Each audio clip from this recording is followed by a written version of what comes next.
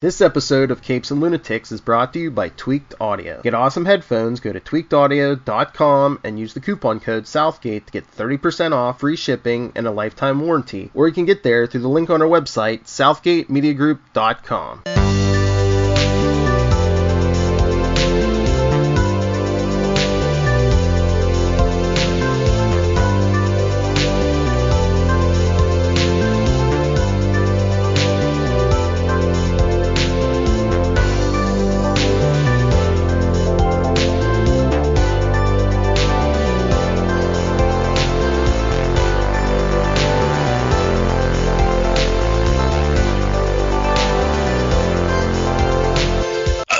Me hearties, and welcome once again to Full Stream Ahead.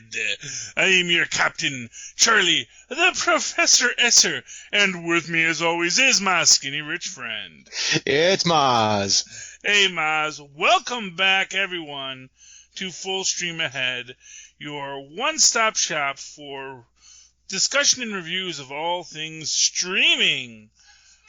Subscribe, yes. Click the little like button and the little bell icon and all that stuff if you're watching this on YouTube. Because Phil does put these up on YouTube too. So, but hopefully you're also listening to this on your local podcast system, which is great as well. In the meantime, tonight's episode of Full Stream Ahead features Season 1, Episode 3 of I Am Not Okay With This. The Party's Over. Memories of her dad send Sid to a dark place. At a party, Dina finds herself torn between Sid and Brad, and Stan asks Sid a question. Tonight's director is Jonathan Entwistle, Liz Elver Renly gets our teleplay by. This, of course, was developed by Jonathan Entwistle and Christy Hall, with Charles S. Forsman, Charles S. Forsman, not just Threesman, but Forsman, created the comic book upon which this was based. So we open up tonight's episode in the diner where you have Sid and Dina sort of having their talk. And, you know, of course, we get Dina's world-facing view and her internal dialogue, which, of course, is at odds. Not the least of which is we find out that her little engagement with Stan last episode did lead all the way, which is pretty impressive for a first date, I have to say. I mean, granted, you know, limited time and there are extenuating circumstances for her, but yeah, they went all the way. And that is a big shock to everybody, and not the least of which was, I think, Sid, who we do find out throughout this episode, you know, kind of started to realize why it was she wasn't that interested in having a boyfriend. Yeah. Although it's interesting because she herself does not figure it out yet. Which I think is a very interesting quality of the relationship, because we start to realize in this that there is this deeper feeling, at least from Sid's point of view, with her relationship with Dinah. Or Dina. It's Dina. They say it as Dina. That even Sid is not understanding at this point. And, you know, how in this emotional moments, as they're working through their sexual and emotional growth, how those platonic relationships that you had in your youth do not directly translate into the relationships that you're now, the amorous relationships that you're now seeking. And I think this leads to the confusion because, of course, Sid had a perfectly acceptable platonic relationship with Stan. You know, she had a perfectly acceptable platonic relationship with Dina. And once everyone else starts converting all of the platonic relationships they have now to amorous relationships, that this is where she kind of gets caught flat-footed, because of course she just assumes that her proper guidance on this is to, you know, bow to social norms and find someone who is cool, who is neat, who is a very good person that she would like to have as her partner or buddy in Stan. But then once there, it is not what her body was looking for. Right, and I think the thing that excited her too was she seems to be very much of an introvert and doesn't really court the attentions of others. And he gave it and sought her or gave her attention without her having to seek it out, and then noticed the things about her that aren't the most obvious, that are a bit more personal. I think she was moved by that as well, and she was frustrated that the other half of the picture wasn't coming into view. Well, exactly, and like I said, it's fascinating from her own psychological perspective, because on one level, you know, it's sort of like those things you know about yourself but you never think about. But then in that sense, you also, if you never think about it, how do you even have words to articulate it? So within her perspective, it's like, oh, I have this really great relationship with Dina. Dina is my everything. Dina is, you know, my partner in crime. Everything I want in my relationship, I have in Dina. And like Dina says here, you know, I've never even heard you talk about boys. Because why should she? She's got Dina. You know, she never had that interest in that other in that other half of the equation. You know, what was interesting in her life is, as far as other people go, you know, Stan is an interesting person and fits into her universe very well. You know, and you know, I see how she gets this perspective of not realizing where she wants to be, because, you know, obviously, arguably, her amorous thoughts are not at the forefront in her mind. And so she's not even thinking about what she wants to do amorously. She's thinking what she wants to do relationship-wise. And on a platonic level, you know, Dina is great and Stan is great, so why wouldn't it all flow the way it's supposed to? Right. But then it doesn't. Which is the core dynamic of this episode, which is her unraveling this puzzle in herself. Right. Who am I? Do I like this? Oh, maybe. Oh, I like this. Yeah. I guess this is what you know. Yeah, but then you have the, you know, what is the difficulty of this situation, because, you know, when 90% of the world is one way and you reach out beyond that 90%, the odds of you getting rejected back are a lot more, you know? Yeah. You know, you think about that idea that, you know, if you're of the 90% and you're courting the other 90%, you still get shot down a lot. You know, it is just as likely that, you know, Stan's going to be like, oh, I like you, Sid, but, you know, not in that way, you know. And then you're going to go, hopefully likes me and in that way. And I'm trying to find out if this other person is part of the lucky 10% with me. And, you know, so, man, it's got to be rough out there, is what you can say. Yeah. You know, and again, within that whole concept, it is just, this is a story about young people finding themselves, you know, and again, we have to really look at how well written this story is, how well acted everyone is in this, because one of the real key things that it made me just smile so much when I heard it, and I didn't catch it until the second time, was Dina talking about hanging with Brad's friends and having to explain a Rocky Horror Picture Show reference. Because these friends had never been to the Rocky Horror, which, first off, in my mind, it's like, how can you never have been to the Rocky, or at least not have it in the zeitgeist where, oh yeah, I know. I know who those Tim Curry memes are about, you know? Yeah, no, but at the same time, I remember in high school there was a certain group of people that knew what it was, and there was a certain group of people that didn't know what it was. And there was a certain group of people that took pride in the fact that the other half didn't know what it was, and they did. Yeah. But it was one of those issues. Yeah.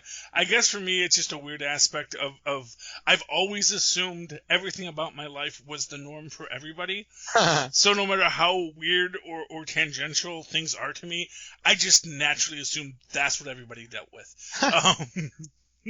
This is, I don't want to call it white privilege, but it is definitely, geek privilege. And this idea that I just assume everyone has, a vast array of strange internet meme ideas, that are just that. Yes, everyone know, as an example, there was a comic I posted recently, and I'm trying to remember what it was, but someone hands another person a gift. He says, "Oh my goodness, I really didn't expect this." And then you see what's in the box, and it's these three little guys dressed in red to be the Spanish Inquisition.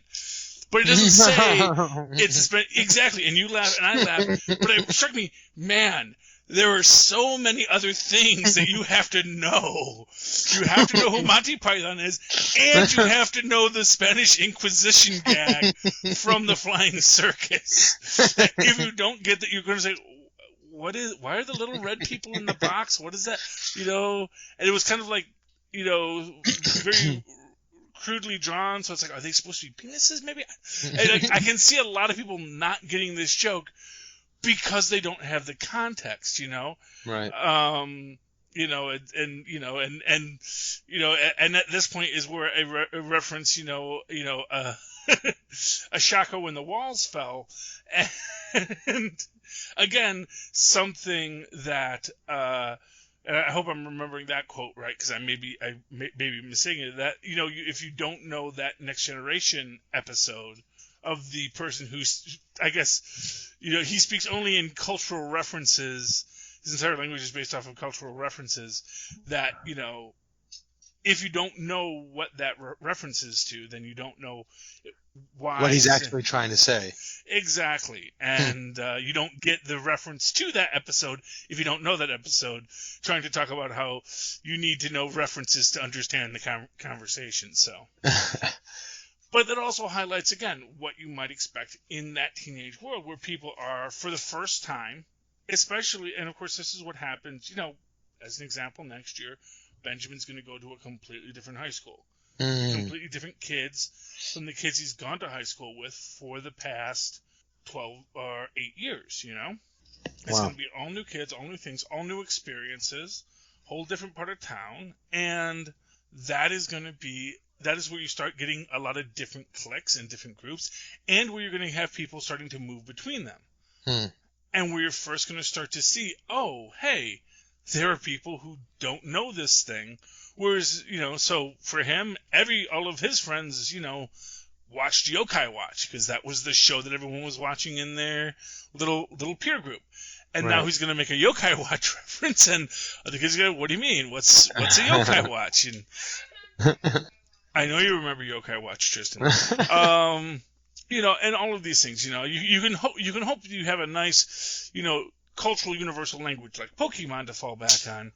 But, if you get into the more fringes of the groups, then you're going to find other people with other knowledges. And that's, of course, the beauty of high school, is meeting different people and experiencing different things and learning how other people communicate and other people have conversations and discussions and approach the world differently. And that's great about high school, and even more in college, is when you get beyond your comfort zone. And of course, in its own way, that is part of Sid's problem, is getting beyond her comfort zone. Because yes, Sid is the protagonist in this story. Yes. Because, of course, it is Dina really trying to pull Sid, saying, for two reasons. One is, please come into this world so I'm not alone in this world. Right. But also, it's actually a fun world to be in. Come with me. The world, this will be fun for you too, hopefully, which, maybe it's not. We also have our first death of the series. Of the hedgehog. Oh, right. Yeah, because between the diner and the eventual party, we have I don't want to overlook it because this is kind of a big deal. This is where we first start seeing a lot of interesting. We get a lot more information on the little brother history. Well, her brother, but also her father. Ah. I mean, we do it a lot with the brother. We meet the brother's bully. We see Sid talking to the bully in pretty much the same way that Stan had spoken with her about, the football players and how their lives had peaked, which we talked about last episode. But of course, it has no effect on the bully because, he's 10, so he's like, what are you talking about, old lady? It's like, it's a cute aspect of that. But, I'm forgetting the brother's name in this. I don't know. Yeah, and I hit the wrong either. But yeah, he's, they want to do a puzzle, and of course, but to get the puzzles, you have to go downstairs. And the brother, now, yeah, it couldn't have been her psychic powers that killed the hedgehog, right? It could have been. The hedgehog, died. Yeah, and it did die an early death. Yeah, well, I mean, I'm gonna say just because I actually dated a woman who raised hedgehogs, those things will keel over for nothing. Oh, really? They are not the most resilient animals. Oh, all right. Yeah. I mean, I knew a lot, of course she was trying to breed them and they just, not a good captive breed. I mean, she's better at it now, but yeah, they are animals that have problems. But anyway, yeah, I think she did probably kill the hedgehog. I mean, I want to say that that it was a well cared for hedgehog, but I don't know. Yeah. I mean, he's just a kid, as smart as he is. She's. Yeah.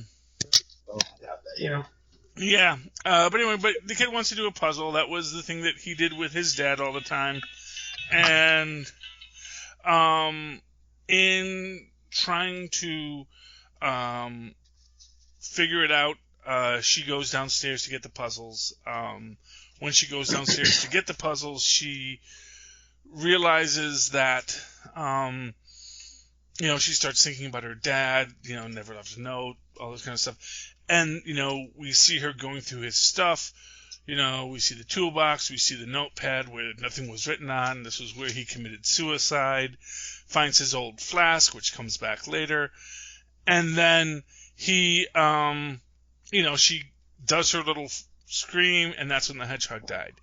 And then they do the burial for the hedgehog, and of course, while she's burying the hedgehog, she, starts talking, about how she's going to miss this hedgehog, but of course, she's mostly talking about, her father. Her father, yeah. And, but, hopefully that gives her that, I was waiting for the brother to say, not for nothing, said I cared about him too, but he was just a hedgehog. Yeah. But anyway. He felt the grief too much that he just took it at face value. Yeah, exactly. Does he make his lasagna in this one? Yeah, I think he makes the lasagna because he said he wanted to make dinner, and it is, honestly, I do not think that would have tasted good in any conceivable way. No. And I'm watching him make it, and it's like, oh man, that is just totally burnt on the bottom. You just know, because it's too thick to be stirring on that kind of a heat. Yeah. And it's just, Kind of take it off the heat if you're going to get something into that kind of a goose situation, because otherwise you're just burning it. Totally makes sense. Yeah, but they like it, they say, and then, of course, then we go to the party. And, it's Dina and Sid at the party, and they're having a great time. And then Brad eventually does show up at the party. Oh, they also call out the troublemaker of the school, who is back from rehab. And so, so it must have worked as she's downing shots. Yeah, so it is very interesting. But, you can see them having fun. They're dancing together. They're being together. And then Brad does show up. And he's kind of, he does his toast to Barry, and everyone's, happy and all that stuff. But then he kind of is like, kind of pouty at Dina, which, Yeah. I guess that's his character, but I did feel it was a little, a little disappointing that he does go that pouty right away, and just because he didn't want to go to the party, but at the same time, he wound up going to the party anyway. Yeah. And it is his friend's party, so, why didn't he want to go to the party?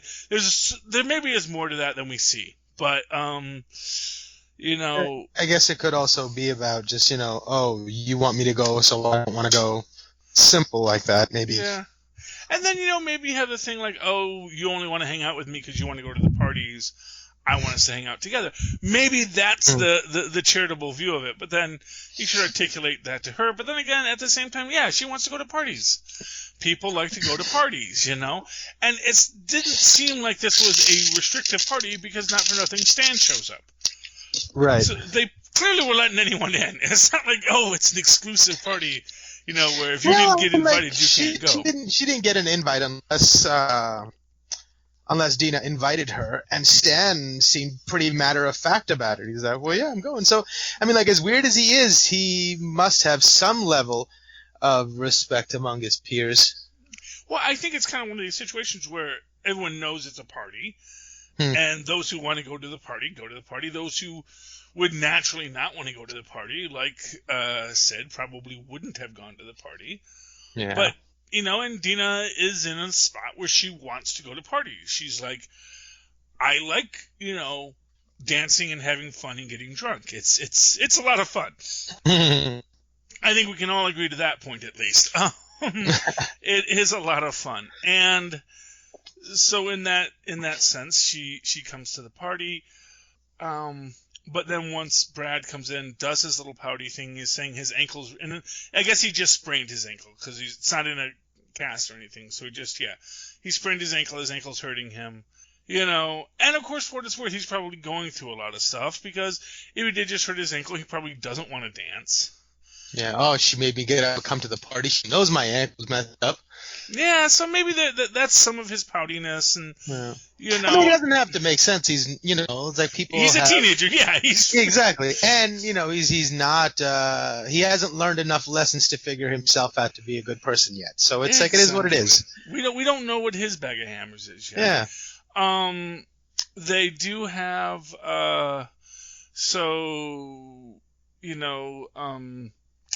eventually, after this. Dina goes to see, what's up with Brad. Sid goes out to pitch, to shoot hoops. And, of course, at that point, Stan comes up and does his super awkward, would you like to go to homecoming with me question. Interesting aspect of this is, there's a homecoming game and there's a homecoming dance. Just saying homecoming, I don't know if it's clear. Am I taking you to the dance or am I taking you to the game?